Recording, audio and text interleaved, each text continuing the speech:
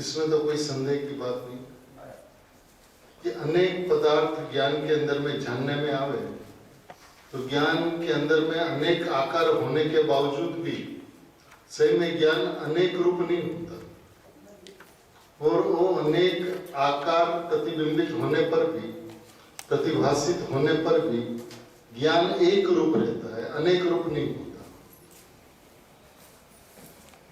वो ज्ञान का ही आकार है जिसने अनेक रूप धारण किया है। ज्ञान को प्रकाशित करता है ऐसा बोल सकते हैं? बराबर है। ज्ञान ज्ञान को ही प्रकाशित करता है, ज्ञान ज्ञान को ही जानता है, ज्ञान ज्ञान पर्याय का ही ज्ञान होता है।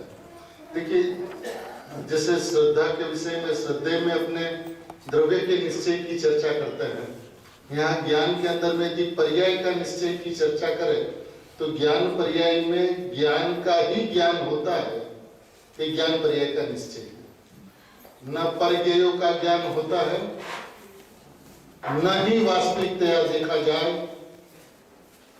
तो त्रिकाली का ज्ञान होता है।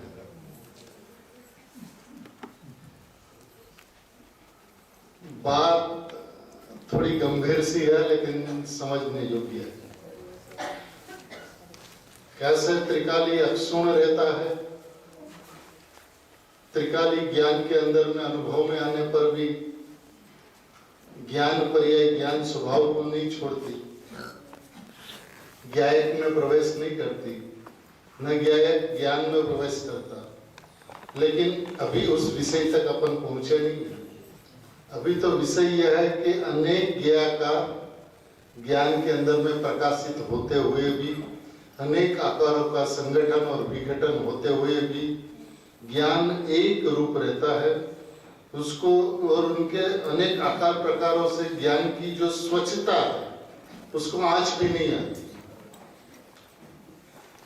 जैसे दर्पण में अग्नि प्रतिबिंबित होती है, किंतु दर्पण में अग्नि के प्रतिबिंब से न तो दर्पण टूटता ही है और न गर्म नहीं होता है। जो भी पदार्थ, चाहे ज्ञान के अंदर में बर्फ दिखाई दे, ज्ञान के अंदर में शरीर दिखाई दे, ज्ञान के अंदर में घट दिखाई दे, जो कुछ भी दिखाई दे, उस रूप ज्ञान नहीं होता। ऐसा आकार ज्ञान में होते हुए भी ज्ञान उस पदार्थों से अप्रभावित रहता है। जैसे दर्पण अप्रभावित रहता है अनेक पदार्थों के प्रकाशित होने पर भी, उसी तरह से ज्ञान भी अनेक पदार्थों का प्रकाशित होता हुआ भी अप्रभावित रहता है।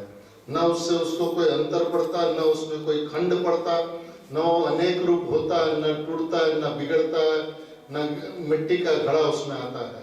ज्ञान के अंदर में बना हुआ घड़ा तो ज्ञान का ही होता है, मिट्टी का घड़ा ज्ञान में नहीं आता।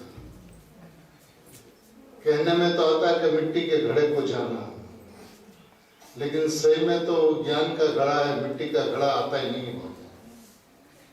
और ज्ञान ने उस मिट्टी के घड़े से कुछ लिया ही नहीं, न उस मिट्टी के घड़े की ज्ञान को अपेक्षा ही है। निरपेक्ष ज्ञान अखंड रूप से एक रूप रहता हुआ परिणमित होता है। वह साक्षात अग्नि नहीं वरन वह तो दर्पण